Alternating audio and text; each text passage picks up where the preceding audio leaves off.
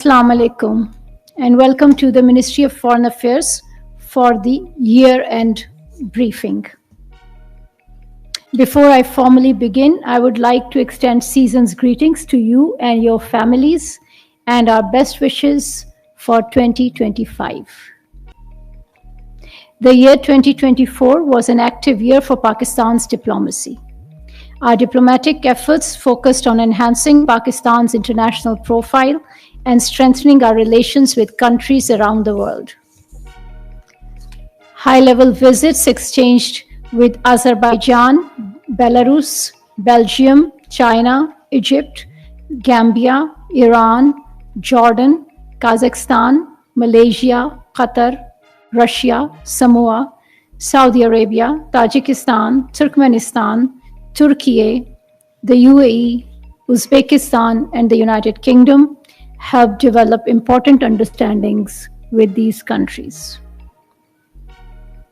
President Asif Ali Zardari visited Turkmenistan to attend the International Forum on Interrelation of Times and Civilizations, held in Ashgabat in October.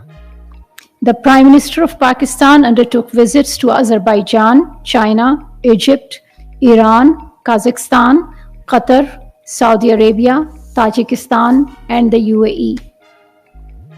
Deputy Prime Minister and Foreign Minister also undertook important visits to Azerbaijan, Belgium, Egypt, Gambia, Iran, Jordan, Saudi Arabia, Turkey, and the United Kingdom.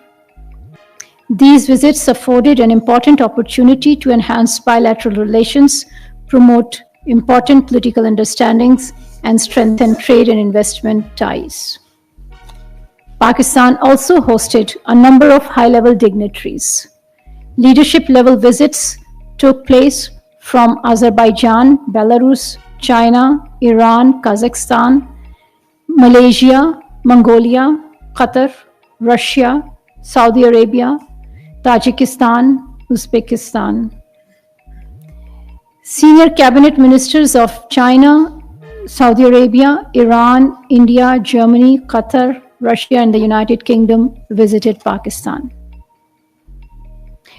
The UN High Commissioner for Refugees, Secretary General of SICA, and Secretaries General of SAARC, IMO, and the Commonwealth also undertook visits to Pakistan during 2024. This year we witnessed major transformations and far-reaching developments in our region and around the world. Political changes in Africa, South Asia, Middle East, Europe, and East Asia meant foreign policy adaptations and adjustments by countries around the world, including Pakistan. Despite these developments, Pakistan continued to promote its relations with countries around the world on the basis of equality, mutual interest, and mutually beneficial cooperation. We prioritize dialogue and consultations with countries around the globe.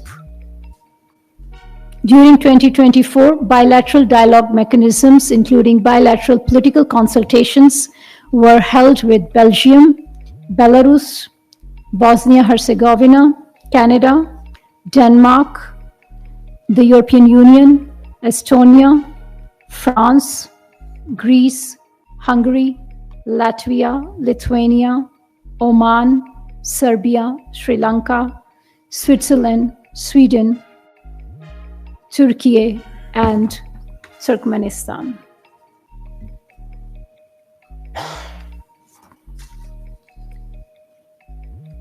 Pakistan continued its policy of robust engagement with its close partners and friends. We reinforced our traditional partnerships with China, Turkey, Saudi Arabia, and the wider Islamic world. These relationships are based on mutual trust and friendship and characterized by a tradition of robust dialogue and an exchange of bilateral visits. This year was marked by the traditional warmth and high-level exchanges between Pakistan and China. Prime Minister Mohammad Shehbaz Sharif undertook an official visit to China in June, while Premier Li Qian of China visited Pakistan in October. Pakistan and China also held the 5th Pakistan-China Foreign Ministers' strategic dialogue in Beijing in May. During these high-level visits and exchanges, the two sides reached extensive consensus on further consolidating and deepening Pakistan-China all-weather strategic cooperative partnership and promoting practical cooperation in diverse fields with special focus on CPEC. There was a robust exchange of high-level engagements between Pakistan and the GCC countries. Prime Minister Mohammad Shehbaz Sharif undertook 4 official visits to Saudi Arabia, which consolidated our strategic and economic partnership. Important understandings were reached with the Kingdom of Saudi Arabia in political, security, and economic domains, and to translate the commitments between Prime Minister of Pakistan and His Royal Highness Prince Mohammed bin Salman to expedite investment package worth $5 billion. Trade and investment opportunities also remained a key focus of our bilateral engagements with Kuwait, Qatar, and the UAE. Cooperation will be prioritized with these countries in energy, mining, and aviation sectors.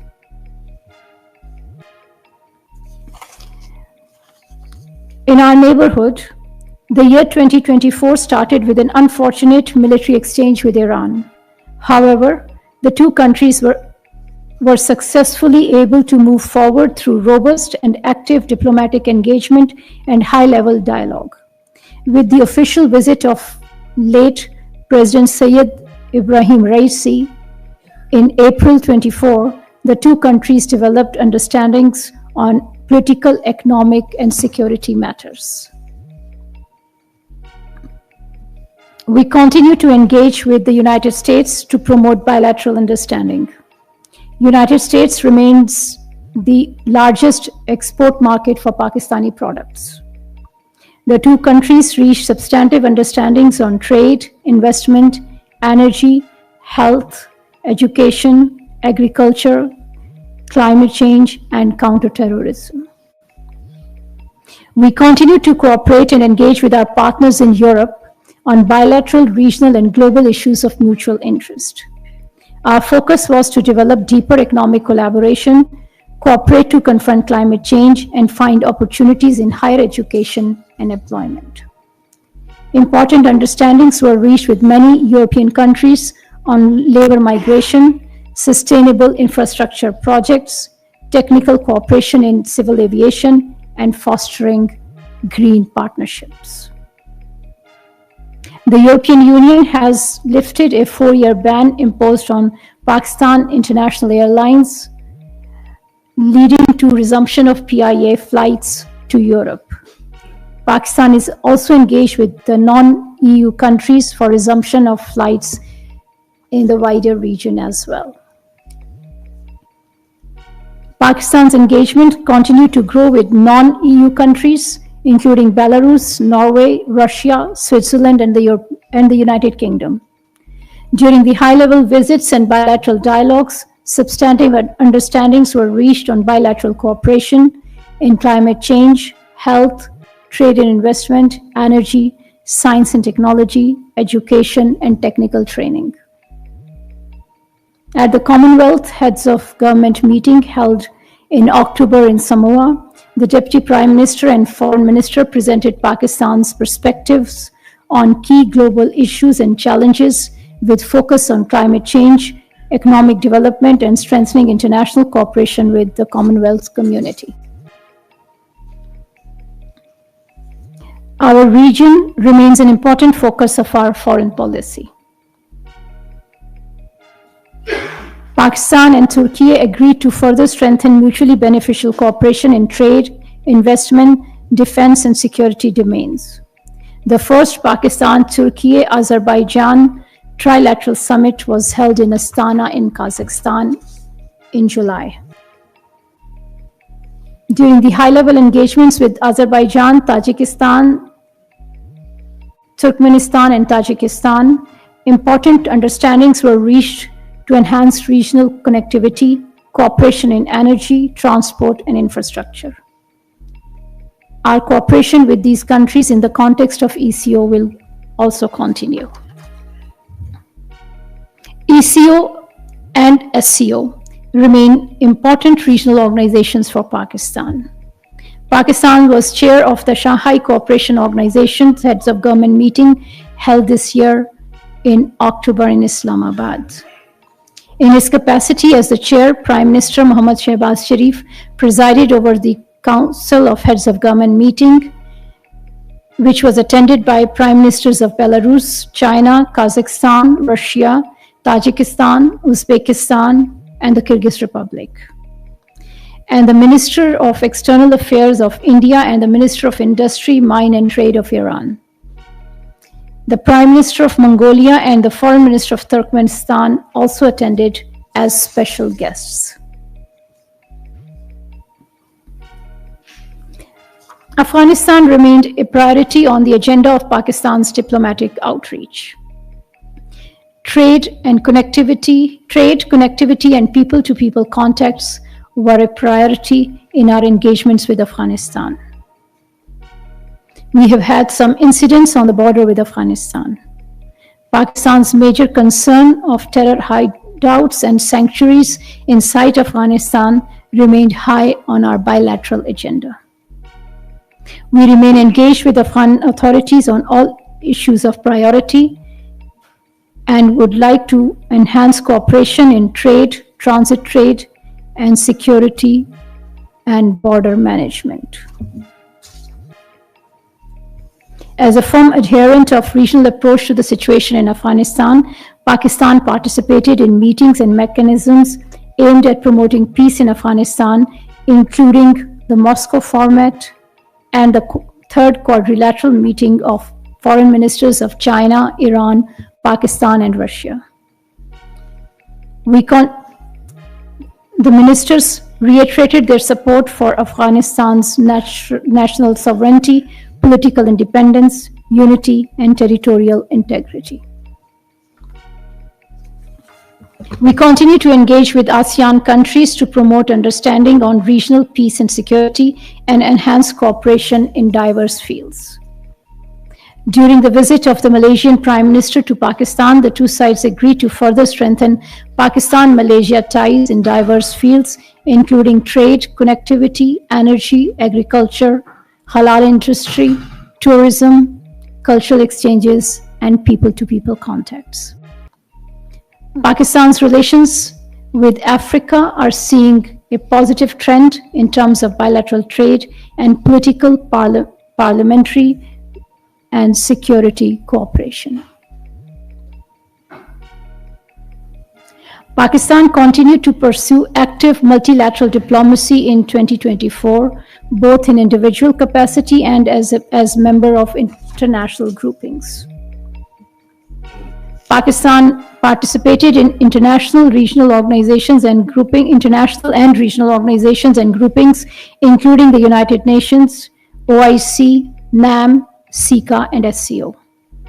Participation of Prime Minister and Foreign Minister in high-level events offered opportunities to present Pakistan's viewpoint on important national, regional, and global issues, commitment to multilateralism and international law, and underline our desire for enhanced regional connectivity and cooperation. In his address at the UN General Assembly on the 27th of September, the Prime Minister reaffirmed Pakistan's steadfast commitment to multilateralism and support for the role of United Nations in fostering global peace, security, and prosperity. We are encouraged with the results of our diplomatic efforts in multilateral settings. Pakistan was elected as a non-permanent member of the UN Security Council for the term 25-26, receiving an overwhelming support in the elections held at the UN General Assembly in New York. Pakistan was also elected as a member of the Board of International Atomic Energy Agency and the chair of UN Disarmament Commission for 2024. This year, Pakistan was strongly was a strong proponent of peace in the Middle East and called for an end to the genocide in Gaza and for end to Israeli aggression against countries in the region. We raised our voice at different multilateral platforms to highlight the concerns of the Palestinians, including at the United Nations, the OIC, and the D8. Pakistan welcomed the advisory opinion by the International Court of Justice on the legal consequences arising from the policies and practices of Israel in the occupied Palestinian territory, including East Jerusalem. Pakistan also participated in the oral public hearing held by ICJ on the case in February 24. In its submissions to the ICJ, Pakistan reiterated its strong and unwavering support for the right to self-determination of the Palestinians and highlighted the illegality of Israeli occupation. In South Asia, Pakistan continued to pursue a policy of peaceful neighborhood based on mutual respect, sovereign equality, and mutual benefit. Pakistan advocated constructive engagement and result-oriented dialogue with India to resolve all outstanding issues, including the core dispute of Jammu and Kashmir.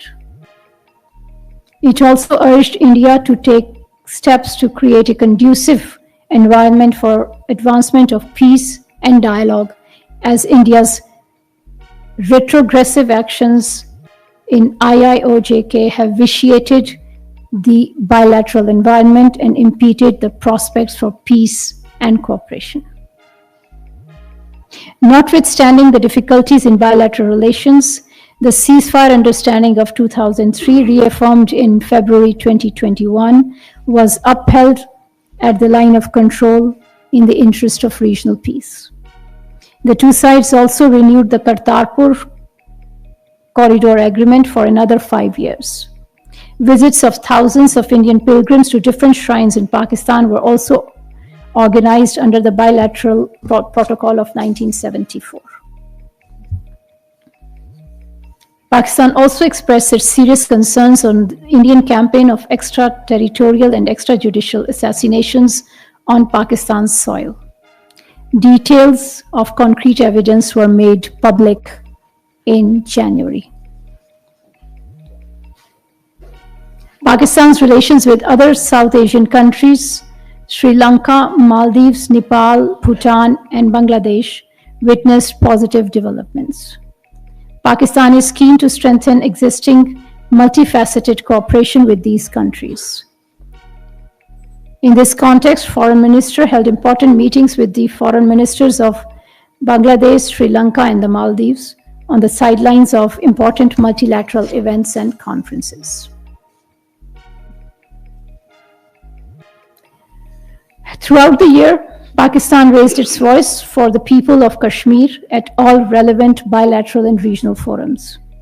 It called for an end to grave human rights violations in IIOJK and for a just resolution according to the wishes of the Kashmiri people and the relevant UN Security Council resolutions.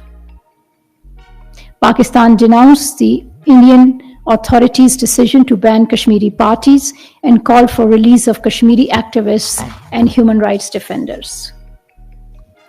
The Jammu and Kashmir dispute was highlighted in bilateral and multilateral forums.